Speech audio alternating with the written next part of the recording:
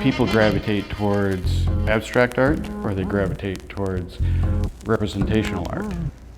And there isn't necessarily a lot of crossover. In the boundless realm of art, where personal expression can be practiced virtually without restraint, there still exist boundaries rarely crossed. Visionary artist Doug Kacena plans to tear down one of the creative landscape's most stubborn remaining walls and open a channel between studios too long peacefully but persistently opposed. To this end, abstract expressionist Kacena will be painting over completed works by 12 of Colorado's most talented realist painters and allowing them to do the same. Painter Ron Hicks's works have been characterized as a blend of representational art and impressionism. Some critics have compared them to paintings by Rembrandt and Daumier. That image really just jumped out at me, I think, too. So I'm going based on just a visceral, emotional reaction. Amongst artists, I think we're all, if you get away from, the perceived value, it's just artist to artist and experimenting with work. And then it just boils down to whether, you're willing to, give up a piece of artwork, for the cause. To see Ron Hicks take this beautiful finished painting that he's done, hand it over to Doug, knowing that Doug now is going to throw paint on top of it. I mean, that's pretty incredible. That shows a lot of confidence in Doug, and likewise, Doug handing his painting to Ron shows a lot of confidence that way as well as all the other artists that are participating.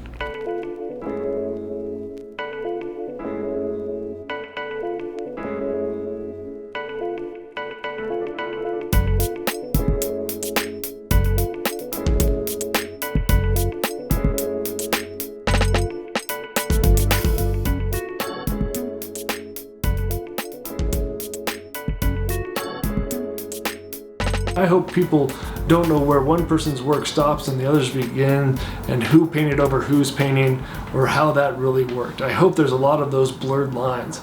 Doug Kacena's confident style of contemporary abstract expressionism recounts a lifetime's passion, told in dynamic contrast of potent impasto, thin washes, and pure fearlessness.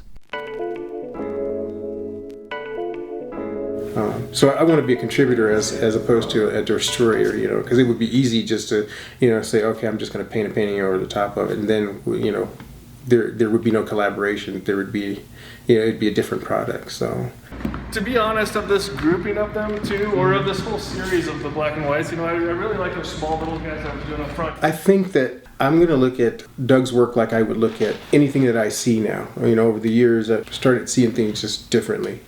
At this stage, I'm looking at this and I'm not sure what I'm going to do with it, but I can tell you, I'm looking at this has sort of a figurative sort of feel to me, like almost like there's some sort of motion or something. We'll see like these two figures or something like that. I have to live with it for a little bit, and then I'll figure out how I'm going to respond to it.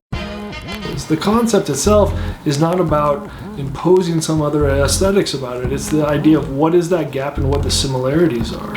And that's really what I'm hoping that we get across with this show. What I'm excited about is the sheer fact that artists of this caliber are engaging in this conversation in such a meaningful way, and they're really excited about having this conversation too. They recognize this gap. The two worlds are really one. It's about art, it's about the artistic process, it's about the enjoyment of the finished product. I hope to, through this show, let people see that there are more ways than one to appreciate art.